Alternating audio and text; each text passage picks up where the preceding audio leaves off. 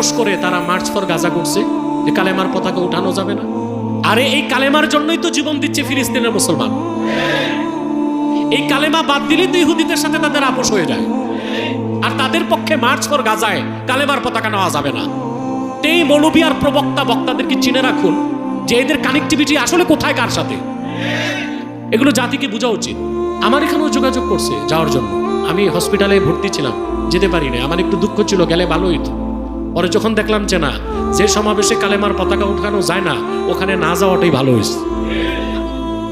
এবং পরবর্তীতে শুনলাম অনেক আহলুস সুন্নাহ জামাতের উলামায়ে কেরাম তাদের ডাকে উপস্থিত হয়েছিল।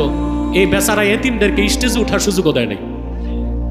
এই যদি হয় হীনমন্যতা, বিভেদ এবং হিংসা, তো তারা কিভাবে ঐক্যের কাজ করবে? আমি তো মনে করি বাংলাদেশে মার্চ ফর কালেমা আরেকটা মার্চ হওয়া উচিত। লাখো মানুষ যেখানে কালেমার পতাকা নিয়ে হাঁটবে।